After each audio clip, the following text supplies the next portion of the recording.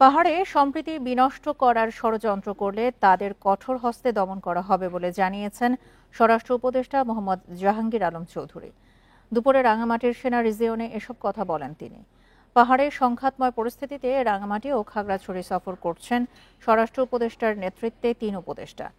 দুপুর ১২টার দিকে হেলিকপ্টারে করে রাঙামাটির বিজিবি হেডকোয়ার্টারে পৌঁছান স্বরাষ্ট্র উপদেষ্টা মোহাম্মদ জাহাঙ্গীর আলম চৌধুরী, পার্বত্য চট্টগ্রাম বিষয়ক উপদেষ্টা সুপ্রদীপ চাকমা ও স্থানীয় সরকার উপদেষ্টা এএফ হাসান আরিফ। পরে তারা রাঙামাটির সেনা রিজিয়নে যান। সেখানে তারা রাজনৈতিক নেতা, সুশীল সমাজ ও আইনশৃঙ্খলা বাহিনীর সঙ্গে মত বিনিময় করেন।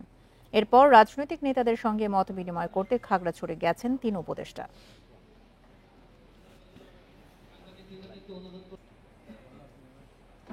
আমরা সকলে সম্প্রীতি চাই, কিন্তু কেন জানি না কোথাও একটা ছন্দপতন হচ্ছে, এবং ছন্দপতনের ব্যাপারে প্রত্যেকের মুখে একটি শব্দ উচ্চারিত হয়েছে, ষড়যন্ত্র।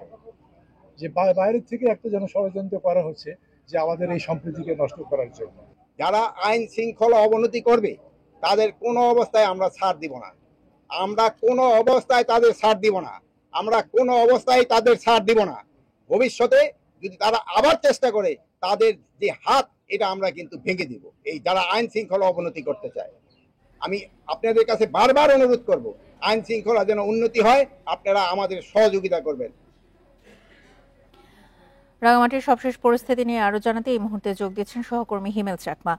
হিমেল চাকমা, স্বরাষ্ট্র উপদেষ্টা যেমনটি বলেছেন যে সম্প্রীতি নষ্ট করার চেষ্টা করা হলে তাদের কঠোর হাতে দমন করা হবে।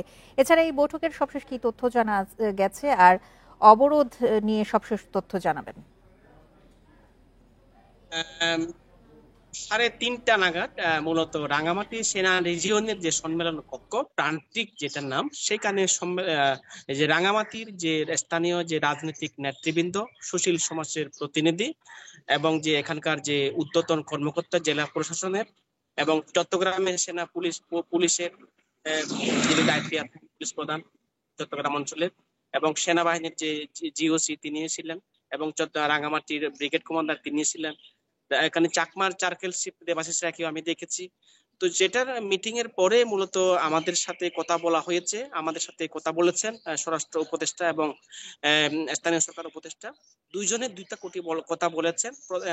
স্বরাষ্ট্র উপদেষ্টা বলেছেন যে এই যে যারা এই যে গতকালকে সহিংস ঘটনার যারা রাঙামাটিতে অস্থিতিশীল পরিবেশ তৈরি করেছে, তাদের যে ঘটনাতে সুস্থ তদন্ত করতে একটি উচ্চ ক্ষমতা সম্পন্ন তদন্ত টিম গঠন করা হবে এবং তিনি বলেছেন যে এর পরবর্তীতে যদি আরো কেউ এই ধরনের কোনো সহিংস ঘটনা পরিস্থিতি তৈরি করে এবং পাহাড়ের সম্প্রীতি নষ্ট করার চেষ্টা করে, তাহলে তাদের কঠোর হস্তে দমন করা হবে এবং তিনি বলছেন যে তাদের হাত ভেঙে দেওয়া হবে। তিনি বলেছেন। অন্যদিকে যে হাসান আরিফ, তিনি বলেছেন যে পাহাড়ে দীর্ঘদিন ধরে একটা সম্প্রীতির পরিবেশ বিরাজ করছিল, এই সম্প্রীতির পরিবেশ একটি অংশ তারা চায় না এবং সেই অংশটি মূলত দেশের বাইরে থেকে ষড়যন্ত্র করে তারই অংশ সে মূলত গতকালকে যে রাঙামাটিতে সহিংস ঘটনা ঘটেছে সেটি অংশ বলেছেন। তবে যারা মিটিং এ যারা উপস্থিত ছিলেন, আমি তাদের সাথে কথা বলছিলাম। বিএনপি নেতা ছিলেন, আওয়ামী লীগের নেতাও ছিলেন, জেএসএস এর নেতা ছিলেন এবং যে নাগরিক পরিষদ, বাংলাদেশ যে নাগরিক পরিষদের নেতারা ছিলেন, জাতীয় পার্টির নেতা ছিলেন, ব্যবসায়ী নেতৃবৃন্দ ছিলেন। তাদের সাথে আমি কথা বলে যেটা জানলাম যে এই যে সবার মধ্যে সবচেয়ে বিষয়টা আলোচনা করা হয়েছে মূলত কার ইন্ধন এটা হয়েছে। মূলত বারবার একটা বিষয় যে যেহেতু রাঙামাটিতে যে পাহাড়ি ছাত্র সংঘাত ওই বৈষম্যবিরোধী ছাত্র আন্দোলনের প্রোগ্রাম থেকে মূলত এসেকে কেন্দ্র করে মূলত এটা হয়েছে, সেটা বারবার দাবি করছেন। অন্যদিকে বলা হচ্ছিল আঞ্চলিক দলগুলো কোনো সম্পৃক্ত কিনা, আসলে সম্পৃক্ত প্রত্যেকটি দলে কিন্তু অস্বীকার করছেন যে এটার সাথে তার কোনো ইনভলভমেন্ট নেই। তবে তারা বলেছেন যে এটার জন্য তারা সুষ্ঠু একটা তদন্ত করবে এবং দোষী যারা জড়িত তাদের তারা আইনের আওতায় আনবেন বলে সেটা আমাদেরকে জানিয়েছেন দুই উপদেষ্টা। তবে আমাদের সাথে পার্বত্য চট্টগ্রাম বিষয়ক উপদেষ্টা তিনি কোনো কথা বলেননি। তবে বর্তমান যে পরিস্থিতি আমি যদি বলি, এখনো পর্যন্ত রাঙামাটিতে 144 ধারা জারি রয়েছে, সেটি অনির্দিষ্টকালের জন্য। এবং আমি যদি বলি সকাল থেকে এখন পর্যন্ত রাঙামাটি শহরে এবং রাঙামাটির বাইরেও অপ্রীতিকর কোনো ঘটনা নেই। শুধুমাত্র গতকালকে সকাল 10:30 থেকে 1টার ভিতরে যে সমস্ত সহিংস ঘটনা ঘটেছে সেই পর্যন্ত, অর্থাৎ তারপরে কিন্তু আমরা কোনো সহিংসতা দেখিনি। রাঙামাটিতে পুলিশ, সেনাবাহিনী, র্যাব, বিজিবি, এপিবিএন এর সদস্যরা রাঙামাটি শহরের প্রত্যেকটি গুরুত্বপূর্ণ পয়েন্টে 20 জন 30 জন আরো বেশি করে আমরা মোতায়েন দেখেছি তারা কিন্তু কোথাও কাউকে জোর হতে দিচ্ছে না। যদি দেখতে পাচ্ছে জোর হচ্ছে সেক্ষেত্রে অর্থাৎ 2-3 জন হলে তাদেরকে সরিয়ে দিচ্ছে। তো রাঙামাটি শহরে যে সমস্ত দোকানপাট গুলো আছে সেগুলো বন্ধ রয়েছে। রাঙামাটি শহরে যে গণপরিবহন অটোরিকশা সেটাও বন্ধ রয়েছে। রাঙামাটি সে উপজেলার সাথে আন্তঃসড়ক যোগাযোগ এবং নৌ যোগাযোগ সেটাও বন্ধ রয়েছে। আর হসপিটালে যে রোগীদের অবস্থা যদি আমি বলি, হসপিটালে যে সমস্ত রোগী ভর্তি আছেন তারা এখনো সুস্থ আছেন, অর্থাৎ তাদের বর্তমান অবস্থা এত খারাপ নয়। সেটা আমি রাঙামাটির যে সিভিল সার্জন এবং আবাসিক কর্মকর্তা হসপিটালে তার সাথে আমি কথা বলেছি। বর্তমানে রোগীরা সুস্থ আছেন। এবং আরেকটা বিষয় বলেছেন যে যে স্বরাষ্ট্র উপদেষ্টাও বলেছেন যে এবং যে স্থানীয় সরকার উপদেষ্টাও বলেছেন যে গতকালকে স্বয়ং ঘটনায় যারা আহত হয়েছে তাদের জন্য চিকিৎসা যেন কোনো চিকিৎসা ঘাটতি না হয় এবং তার জন্য ভালো চিকিৎসা পায় সেটা তারা নির্দেশনা দিয়েছেন। তো সবকিছু মিলে রাঙামাটিতে কিন্তু যেহেতু 144 ধারা জারি আছে, মানুষের মধ্যে যেহেতু গতকালকের ঘটনার পরে এখনো আতঙ্ক আছে, ভয় আছে। তবে একটা বিষয় যে আসলে যে কোনো বড় ধরনের সহিংসতার পরিস্থিতির আমরা লক্ষ্য করছি না, যেহেতু প্রশাসন বেশ তৎপর হয়েছে। তবে একটি বিষয় মানুষের মধ্যে যে আক্ষেপ যে এই পরিস্থিতি যদি গতকালকে পরিস্থিতির সিচুয়েশন তৈরি হওয়ার আগে যদি এই ধরনের নিরাপত্তা ব্যবস্থা যদি জোরদার হতো তাহলে এই ধরনের ক্ষয়ক্ষতি হতো না, তারা সেটা বলছেন। তবে এখনো পর্যন্ত রাঙামাটির পরিবেশ খুবই ভালো আছে, মানুষের মধ্যে আস্তে আস্তে স্বস্তি ফিরছে। সবকিছু মিলে এই হচ্ছে আমার ক্ষেত্রে রাঙামাটির যে গতকালকে এবং আজকের সর্বশেষ অবস্থা। রাঙামাটি থেকে সবশেষ তথ্য নিয়ে জানাচ্ছিলেন আমাদের সহকর্মী হিমেল চাকমা। এদিকে খাগড়াছড়িতে ও রাঙামাটিতে বিক্ষুব্ধ যুগ্ম ছাত্র জনতার ডাকে চলছে 72 ঘণ্টার অবরোধ। অবরোধে বন্ধ রয়েছে দোকানপাট, গণপরিবহন, নৌযান চলাচল। খাগড়াছড়ির সঙ্গে ঢাকা ও চট্টগ্রামের সড়ক যোগাযোগ ছাড়াও আন্তঃজেলা সড়ক যোগাযোগ বন্ধ রয়েছে। সকালে অবরোধের সমর্থনে সাজেক সড়ক, পানছড়ি, রামগড় সড়কে টায়ার জ্বালায় অবরোধকারীরা। যুগ্ম ছাত্র জনতার ডাকা অবরোধ কর্মসূচির প্রতি সর্বাত্মক সমর্থন জানিয়েছে ইউপিডিএফ।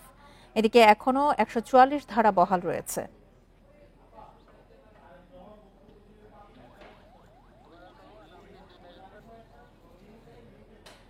খাগড়াছড়িতে সংঘর্ষে নিহত দীঘিনালার ধনরঞ্জন চাকমার অন্ত্যেষ্টিক্রিয়া অনুষ্ঠিত হয়েছে। সকালে উপজেলার উদালবাগান উচ্চ বিদ্যালয় মাঠে স্মরণ সভা অনুষ্ঠিত হয়। এ সময় তাকে আঞ্চলিক সংগঠন ইউপিডিএফ ও পরিবারের স্বজনরা শ্রদ্ধা জানান। অন্ত্যেষ্টিক্রিয়া অনুষ্ঠানে যোগ দেন স্থানীয় এলাকাবাসী। এ সময় ধনরঞ্জন চাকমার হত্যার সুষ্ঠু বিচার দাবি করেন তারা। নিহত ধনরঞ্জন চাকমা লার্মা স্কোয়ারের ক্ষুদ্র ব্যবসায়ী। তিনি কামুক্যছড়া তুলপাড়া গ্রামের বাসিন্দা ছিলেন।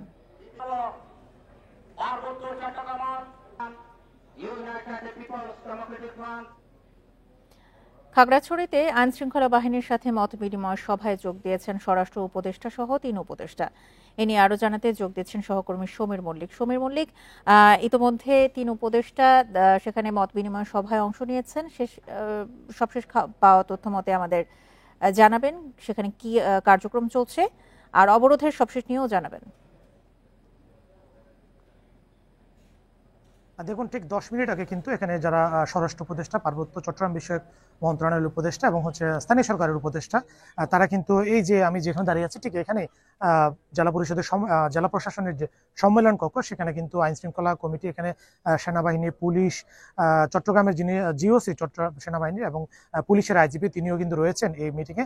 একই সাথে খাগড়াছড়ি জেলার যে এখানে সামরিক বেসামরিক পর্যায়ে যে উচ্চ পদের যারা কর্মকর্তা রয়েছে এবং একই সাথে এখানে মং সার্কেলের রাজা সহ এখানে বিভিন্ন শ্রেণী পেশার মানুষ, সুশীল সমাজের মানুষ এবং জেলা বিএনপি সভাপতি সহ বিভিন্ন শ্রেণী পেশার মানুষ কিন্তু সেখানে উপস্থিত রয়েছে। এবং তারা এই পর্যায়ে আমরা কিছুক্ষণ আগে তারা প্রাথমিকভাবে সংবাদকর্মীরা সেখান থেকে প্রাথমিক যে ফুটেজ তারা নিয়েছে এবং তারা অনুরোধ করেছে তারা এই মত বিনিময় সভার পরে পুরো ঘটনার বা তাদের যে ব্রিফিং সেটা তারা আনুষ্ঠানিকভাবে জানাবে। এই মুহূর্তে জেলা প্রশাসনের যে সম্মেলন কক্ষে সেখানে আসলে কোনো গণমাধ্যম কর্মীকে তারা বলছে কিছুক্ষণ তারা বাইরে থাকার জন্য বলেছে। এই তারা আলোচনার পরে আমাদেরকে তাদের এই যে আজকে যে আলোচনাটা হয়েছে, তাদের যে আইন শৃঙ্খলা মিটিং এর যে আলোচনা, তারা আমাদের ব্রিফিং এর মাধ্যমে জানাবে। আর অবরোধের বিষয়ে যদি আমি আপনাকে জানাই, সকাল থেকে কিন্তু খাগড়াছড়ি জেলার সাথে ঢাকা চট্টগ্রামের যে সড়ক যোগাযোগ এবং রাঙামাটির যে সড়ক যোগাযোগ সেটা বন্ধ রয়েছে। একই সাথে এখানে আন্তঃ উপজেলার যে সড়ক যোগাযোগ রয়েছে, বিশেষ করে পানছড়ি, দিঘিনালা, রামগড়, সাজেক সহ এই সমস্ত এলাকাগুলোতে যান চলাচল বন্ধ রয়েছে। এবং সকালে পানছড়িতে কিন্তু তারা পিকেটাররা অনেকে টায়ার জ্বালিয়েছে, রামগড়ে টায়ার জ্বালিয়েছে এবং খাগড়াছড়ি সাজেক সড়কে মাচরং এলাকায় তারা টায়ার জ্বালিয়ে অবরোধকারীরা অবরোধ পালন করছে। তবে এখন পর্যন্ত বলা যায় যে সেখানে অবরোধকে কেন্দ্র করে কোনো ধরনের অপ্রীতিকর ঘটনা ঘটেনি। এবং একই সাথে আমরা দেখছি যে আসলে গতকাল এবং আজকে সেভাবে কিন্তু খাগড়াছড়িতে কোনো অপ্রীতিকর ঘটনা ঘটেনি। এখন পর্যন্ত এখানকার যে আইন শৃঙ্খলা পরিস্থিতি সেটা নিয়ন্ত্রণে রয়েছে এবং এই পরিস্থিতিটা আসলে যাতে শান্ত থাকে এবং সেটা যাতে নিরাপত্তা থাকে, মানুষের মধ্যে যাতে নতুন করে ধরনের সহিংসতা তৈরি না হয়, সেটি করার জন্য প্রশাসনিক পক্ষ থেকে সর্বোচ্চ চেষ্টা করা হচ্ছে। বিশেষ করে যেখানে ঘটনাটি হয়েছে দিঘিনালায়, সেখানে আমরা দেখেছি নিরাপত্তা বাহিনীর তাদের কিন্তু যে টহল সেটা বাড়ানো হয়েছে এবং আইন শৃঙ্খলা বাহিনী, সেনাবাহিনীর উপস্থিতি বাড়ানো হয়েছে। শুধু দিঘিনালাতে নয়, পুরো জেলা জুড়ে কিন্তু নিরাপত্তার যে ব্যবস্থা সেটা নেওয়া হচ্ছে এবং আশা করা যাচ্ছে যে আইন শৃঙ্খলা মিটিংটা চলছে 3 উপদেষ্টার সমন্বয়ে, এই মিটিং এর পরে এখানকার পরিস্থিতি নিয়ন্ত্রণে এবং এখানকার সার্বিক পরিস্থিতি নিয়ন্ত্রণের জন্য হয়তো সরকারের পক্ষ থেকে কোনো মেসেজ আমরা পাবো, সেটি আমরা পরবর্তীতে আরো বিস্তারিত জানাতে পারবো। খাগড়াছড়ি থেকে আইন শৃঙ্খলা বাহিনীর সাথে মত বিনিময় সভায় যোগ দিয়েছে 3 উপদেষ্টা। এ নিয়ে সবশেষ তথ্য জানাচ্ছিলেন সহকর্মী সমীর মল্লিক। পাহাড়ে বহুমুখী ষড়যন্ত্র চলছে, সেই সঙ্গে দেশকে অশান্ত করার ষড়যন্ত্রও থেমে নেই বলে মন্তব্য করেছেন তথ্য উপদেষ্টা নাহিদ ইসলাম। রাষ্ট্র সর্বোচ্চ গুরুত্ব দিয়ে বিষয়টি দেখছে জানিয়েছেন তিনি। সকালে ফেনীর ছাগলনাইয়ায় বন্যা দুর্গত এলাকা পরিদর্শনের সময় এসব কথা বলেন তথ্য উপদেষ্টা। তিনি জানান, পার্বত্য চট্টগ্রামের কোনো জেলায় সরকারিভাবে ইন্টারনেট বন্ধ করা হয়নি। অল্প কিছু স্থানীয় সমস্যা হয়েছে, সেটাই বড় করে প্রচার করা হচ্ছে। 3 জেলার ইন্টারনেট সেবা নির্বিঘ্ন রয়েছে বলে জানান উপদেষ্টা। বন্যা দুর্গতদের পুনর্বাসন কার্যক্রমও চলমান আছে বলে জানান তিনি। ছাগলনাইয়ার পর ফুলগাজীর জগৎপুরে বন্যা দুর্গত এলাকা পরিদর্শন করেন তথ্য উপদেষ্টা।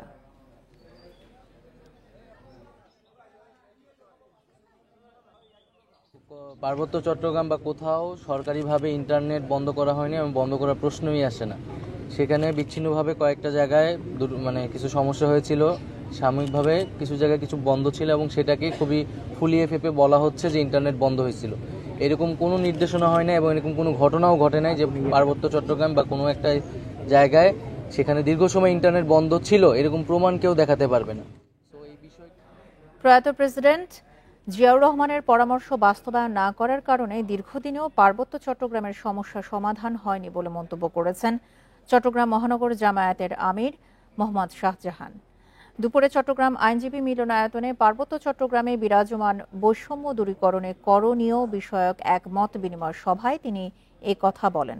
বৈষম্য বিরোধী পার্বত্য চট্টগ্রাম ঐক্য পরিষদ আয়োজিত সভায় তিনি সংঘাত নিরসনে উপদেষ্টা পরিষদকে ভূমিকা রাখতে আহ্বান জানান।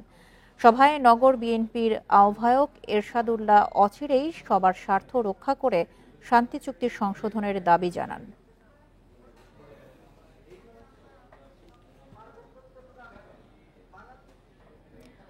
5 আগস্টের বিজয়কে সুসংহত করতে জাতীয় ঐক্যের বিকল্প নেই বলে মন্তব্য করেছেন বাংলাদেশে জামায়াতে ইসলামের আমির ডাক্তার শফিকুর রহমান।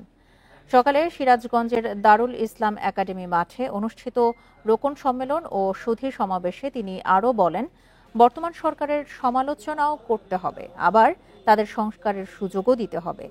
18 কোটি মানুষকে ঐক্যবদ্ধভাবে ষড়যন্ত্রকারীদের প্রতিহত করতে হবে।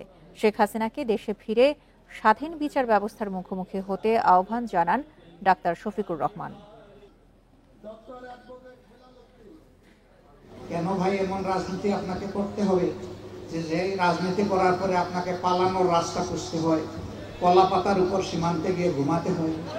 এই রাজনীতি কেন করতে হবে বলেন তো দেখি? কেন মাছের কোনার মতো এক খাল থেকে আরেক খালে যাওয়ার জন্য বিভিন্ন জালে ধরা পড়তে হয়? এই রাজনীতি কেন করলেন? দুর্গাপূজা উপলক্ষে ভারতে 3000 টন ইলিশ মাছ রপ্তানিতে অনুমোদন দিয়েছে বাণিজ্য মন্ত্রণালয়। শনিবার এই বিষয়ে নির্দেশনা জারি করা হয়েছে। নির্দেশনায় বলা হয়েছে, দুর্গাপূজা উপলক্ষে বিভিন্ন রপ্তানিকারকদের আবেদনের বিপরীতে নির্ধারিত শর্তাবলী পূরণ সাপেক্ষে 3000 টন ইলিশ ভারতে রপ্তানি করা যাবে। এতে আরও বলা হয়, 24শে সেপ্টেম্বর দুপুর 12টার মধ্যে সংশ্লিষ্ট আবেদনকারীদেরকে প্রয়োজনীয় কাগজপত্র সহ বাণিজ্য মন্ত্রণালয়ে বরাবর আবেদন করতে হবে। রপ্তানিকারকদের মৎস্য অধিদপ্তর থেকে মাছ ব্যবসার সনদ, ট্রেড লাইসেন্স, আয়কর সনদ সহ মোট 10 শর্ত পূরণ করতে হবে। উল্লেখিত সময়সীমার পর আবেদন গ্রহণযোগ্য হবে না। তবে যারা ইতোমধ্যে আবেদন করেছেন তাদের নতুন করে আবেদনের প্রয়োজন নেই বলেও জানায় মন্ত্রণালয়।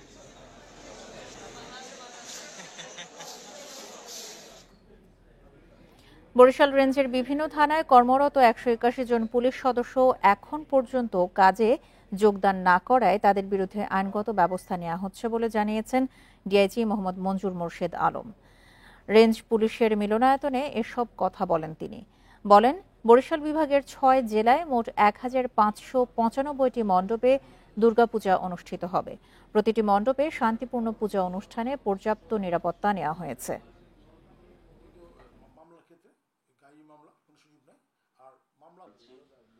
আর 5ই আগস্টের আগে পরে আমাদের পুলিশ সদস্যদের চলে যাওয়া বা থাকা, এর মধ্যে কিছু তথ্য পেয়েছেন 181 জন এখন জয়েন করে শোনা গিয়েছে। এদের আইনগত ব্যবস্থা নেওয়া হবে। They will be treated as deserters. Ashulia শিল্পাঞ্চলে বেশিরভাগ পোশাক কারখানায় পুরোদমেই চলছে উৎপাদন, তবে এখনও বন্ধ রয়েছে 16টি কারখানা। এর মধ্যে 13টি কারখানা অনির্দিষ্টকালের জন্য বন্ধ ঘোষণা এবং 3টিতে সাধারণ ছুটি দেওয়া হয়েছে। শিল্প পুলিশ জানিয়েছে, সকাল 8টা থেকে কারখানার শ্রমিকরা কর্মস্থলে যোগ দিয়ে উৎপাদন শুরু করে। এরপরে বিভিন্ন কারণে 3টি কারখানায় সাধারণ ছুটি ঘোষণা করে কর্তৃপক্ষ। এদিকে গাজীপুরেও সকাল থেকে কারখানার কার্যক্রম শুরু হয়, তবে ভোগড়া বাইপাস এলাকায় T&Z নামের একটি কারখানায় শ্রমিক অসন্তোষের খবর পাওয়া গেছে। এ সময় সড়ক অবরোধ করেন শ্রমিকরা। পরে ঘটনাস্থলে গিয়ে পরিস্থিতি নিয়ন্ত্রণে আনে আইন শৃঙ্খলা বাহিনী।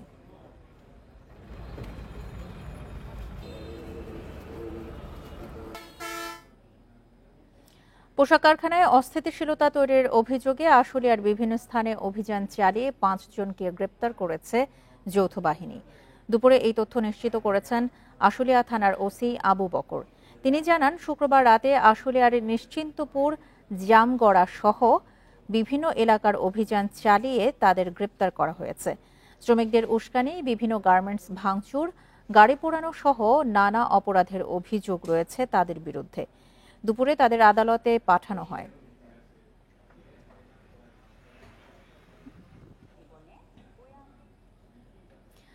মাঠ দখলকে কেন্দ্র করে সংঘর্ষে একজন নিহতের জেরে বিলুপ্ত করা হলো জাতীয়তাবাদী যুব দল চট্টগ্রাম মহানগর শাখার কমিটি। যদিও দীর্ঘদিন ধরে মেয়াদোত্তীর্ণ ছিল এই কমিটি। কেন্দ্রীয় যুব দলের দপ্তর সম্পাদক নুরুল ইসলাম সোহেল স্বাক্ষরিত এক বিজ্ঞপ্তিতে এই তথ্য জানানো হয়। এছাড়া দলীয় শৃঙ্খলা ভঙ্গের অভিযোগে চট্টগ্রাম মহানগর যুব দলের যুগ্ম সাধারণ সম্পাদক মোশাররফ হোসাইন ও কৃষি বিষয়ক সম্পাদক নুরুল আমিনকে দলীয় সব পদ থেকে বহিষ্কার করা হয়েছে। শুক্রবার রাতে নগরীর পুরাতন চাঁদগাঁও এলাকায় খেলার মাঠ দখলকে কেন্দ্র করে সংঘর্ষে একজন নিহত হওয়ার ঘটনার জেরে এই সিদ্ধান্ত নেওয়া হয়।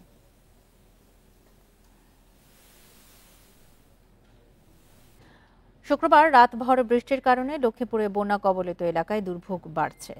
সেখানকার বৃষ্টি ইউনিয়নে এখনও পানিবন্দী প্রায় 3 লাখ মানুষ। শুক্রবার সন্ধ্যা থেকে শনিবার দুপুর পর্যন্ত জেলা জুড়ে বৃষ্টি অব্যাহত রয়েছে। লক্ষ্মীপুরে এখন কখনো মাঝারি, কখনো হালকা, আবার কখনো গুঁড়ি গুঁড়ি বৃষ্টি হচ্ছে। যেসব এলাকার মানুষ এখনো পানিবন্দী, সেখানে বৃষ্টিতে পানি বাড়ায় বেড়েছে দুর্ভোগ।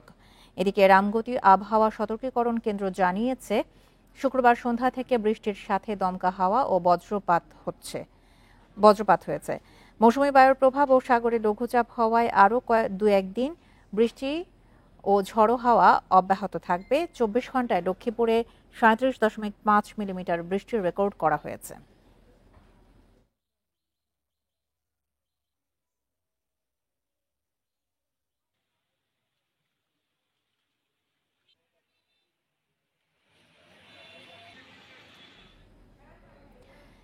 এবারের বন্যায় লক্ষ্মীপুরে বেশি ক্ষতি হয়েছে কৃষি ও মৎস্য খাতে। নষ্ট হয়েছে প্রায় 30,000 ঘরবাড়ি ও শতাধিক শিক্ষা প্রতিষ্ঠান। সহায় সম্বল হারানো অসংখ্য পরিবারের সামনে অনিশ্চিত ভবিষ্যৎ। খালি হাতে ঘুরে দাঁড়ানোর চেষ্টা করলেও অনেকের মাঝেই হতাশা। এজন্য প্রকৃত ক্ষতিগ্রস্তদের বের করে সহায়তার দাবি তাদের। গত ২০ বছরে এমন বন্যা দেখেনি লক্ষ্মীপুরবাসী। ১ মাস পরেও সে ক্ষত বয়ে বেড়াচ্ছেন তারা। জেলায় ৩ লাখ মানুষ এখনও পানিবন্দী। বন্যায় ভেসে গেছে ৫০,০০০ মাছের ঘের, নষ্ট হয়েছে আমনের বীজতলা সহ ৬০,০০০ হেক্টর জমির ফসল। ক্ষতিগ্রস্ত হয়েছে ২,৭৪৬ কিলোমিটার রাস্তাঘাট ও ২০০ ব্রিজ কালভার্ট। এর প্রভাব বয়ে বেড়াতে হচ্ছে জেলাবাসীকে। দীর্ঘদিন যাবৎ পানিবন্দী হয়ে আছি, অত্যন্ত মানবতার দিন যাপন করতেছে এলাকার মানুষ। যাতায়াত, যোগাযোগ ব্যবস্থা, রোগী নিয়ে হসপিটাল সবকিছুতেই তারা বাধাগ্রস্ত হচ্ছে, যেতে পারতেছে না সময় মতো। সহায় সম্বল হারিয়ে সর্বশান্ত হয়ে পড়েছেন বন্যা কবলিত এলাকার লাখো মানুষ।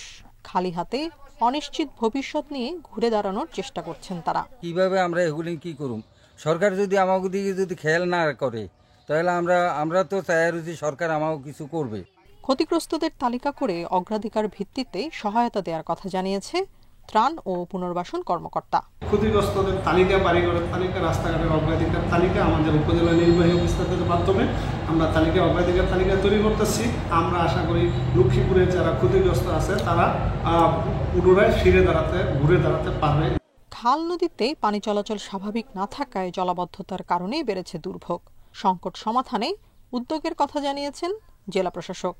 পানির স্বাভাবিক প্রবাহ তৈরি করার জন্য, পানি যেন নেমে যেতে পারে, সেই কারণে যে বাধাগুলো আছে সে কারণে আমরা খালগুলো বিভিন্ন অবৈধ দখলমুক্ত, অবৈধ স্থাপন মুক্ত করার খুব দ্রুত উদ্যোগ আমরা নিয়েছি। স্মরণকালের বন্যায় কৃষি, মৎস্য, অবকাঠামো সহ সব মিলে জেলায় ক্ষতির পরিমাণ দাঁড়িয়েছে ১৫০০ কোটি টাকা। Independent news. বৈষম্য বিরোধী ছাত্র আন্দোলনের সময় ফেনীতে শিক্ষার্থী সাইদুল ইসলাম হত্যা মামলার পলাতক আসামি জোবায়ের হোসেন প্রকাশ হৃদয়কে গ্রেপ্তার করেছে র্যাব। শুক্রবার রাতে নোয়াখালীর সোনাপুর 0 পয়েন্ট এলাকা থেকে তাকে গ্রেপ্তার করে। গত ৪ আগস্ট মহিপাল ফ্লাইওভারের নিচে ছাত্র জনতার বিক্ষোভ সমাবেশে সাবেক সংসদ সদস্য নিজাম হাজারীর নির্দেশে গুলি ছোড়া হয়। এ সময় আহত হন সাইদুল ইসলাম। হাসপাতালে নেওয়া হলে চিকিৎসক তাকে মৃত ঘোষণা করেন। এ ঘটনায় ৯৪ জনের নাম উল্লেখ সহ অজ্ঞাত ১৫০ জনকে আসামি করে মামলা করেন সাইদুল ইসলামের বাবা।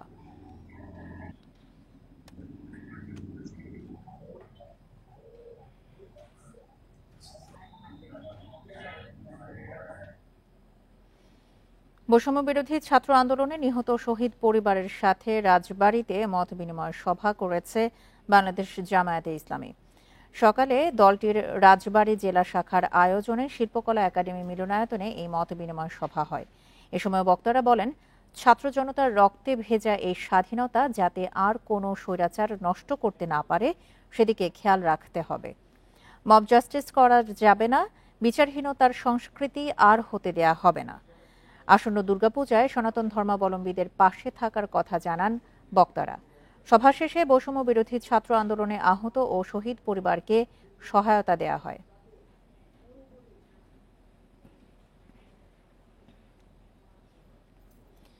কয়েকজন কাউন্সিলর আর আওয়ামী লীগ নেতার ছত্রছায়ায় অপরাধে জড়ান চট্টগ্রামের যুবলীগ কর্মী সোলাইমান বাদশা।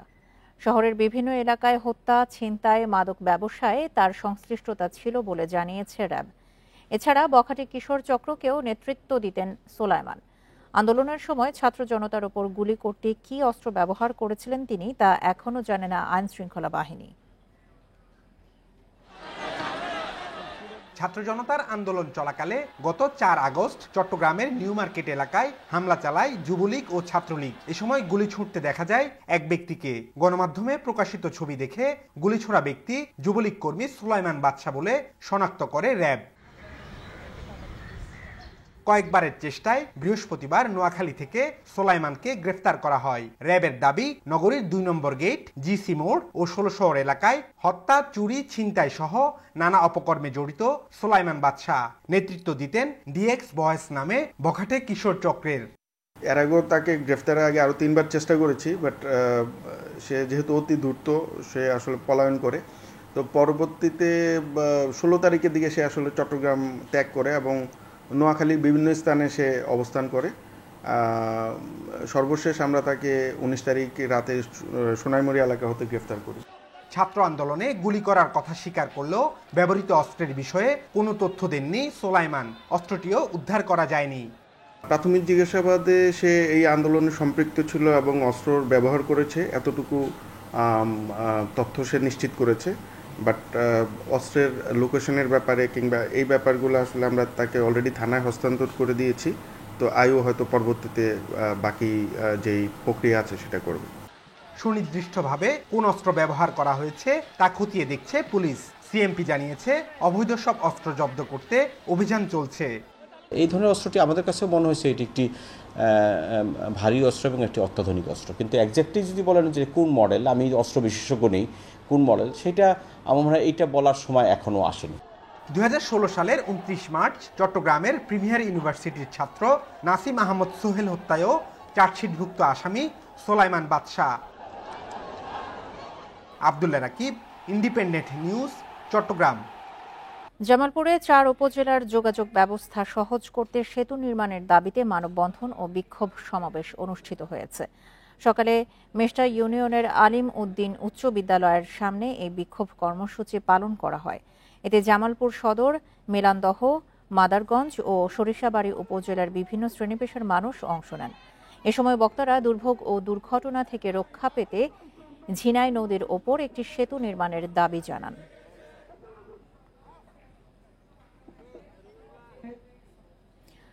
বর্ণাঢ্য আয়োজনের মধ্য দিয়ে বিশ্ব শান্তি দিবস উদযাপন করল দেশের ওষুধ ও চিকিৎসা সরঞ্জাম উৎপাদন খাতের অন্যতম শীর্ষ প্রতিষ্ঠান জিএমআই গ্রুপ।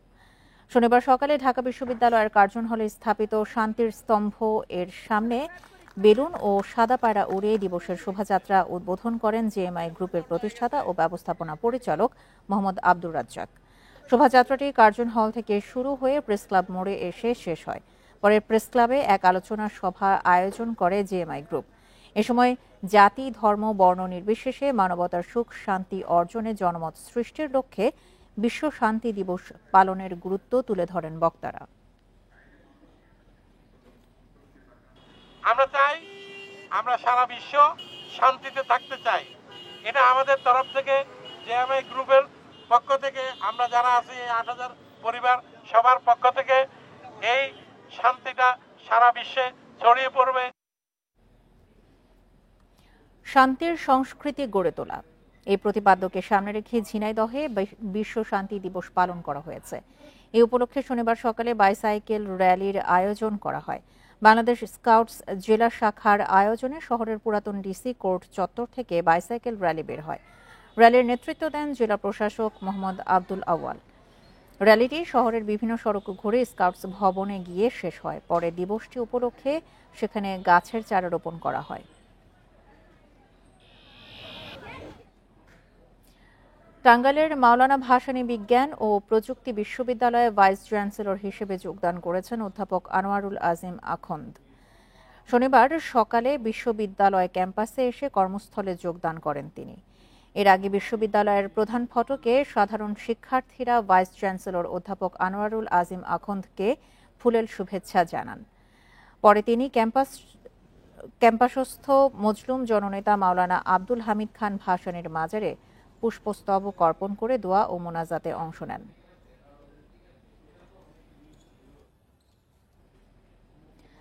ছয় দিন বন্ধ থাকার পর সকাল থেকে চাঁপাইনবাবগঞ্জের সোনা মসজিদ স্থলবন্দরে আবারও আমদানি রপ্তানি কার্যক্রম শুরু হয়েছে। সকাল 10:30টার দিকে ভারত থেকে পণ্যবাহী ট্রাক আসা শুরু হয়। অনিয়ম, দুর্নীতি বন্ধ সহ 4 দাবিতে গত রোববার থেকে সোনা মসজিদ স্থলবন্দর দিয়ে পণ্য আমদানি বন্ধের সিদ্ধান্ত নেন আমদানিকারকরা। এরপর গত বৃহস্পতিবার জেলা প্রশাসকের উপস্থিতিতে আমদানিকারকদের 4 দাবি নিয়ে পানামা পোর্ট লিংক লিমিটেডের সাথে বৈঠক হয়। আলোচনা ফলপ্রসূ হওয়ায় আমদানি রপ্তানি চালুর সিদ্ধান্ত নেন তারা। ব্রাহ্মণবাড়িয়ায় নানা আয়োজনে স্মরণ করা হয়েছে আধুনিক বাংলা সাহিত্যের অন্যতম প্রধান কবি আল মাহমুদকে। দুপুরে শহরের নিয়াজ মোহাম্মদ উচ্চ বিদ্যালয়ে সমাবেশের আয়োজন করে কবি আল মাহমুদ গবেষণা কেন্দ্র ও স্মৃতি পরিষদ। সমাবেশে বক্তারা কবিকে মরণোত্তর যথাযথ সম্মান দেওয়ার দাবি জানান। পরে সেখান থেকে শোভাযাত্রা করে মোরাইল গোরস্থানের কাছে কবির কবর জাতীয় পতাকায় আচ্ছাদিত করা হয়। বিএনসিসির পক্ষ থেকে দেয়া হয় প্রতীকী গার্ড অব অনার। এ সময় বিভিন্ন শিক্ষা প্রতিষ্ঠান ও সংগঠনের পক্ষ থেকে কবির কবরে ফুল দিয়ে শ্রদ্ধা জানানো হয়। পরে অনুষ্ঠিত হয় দোয়া মাহফিল।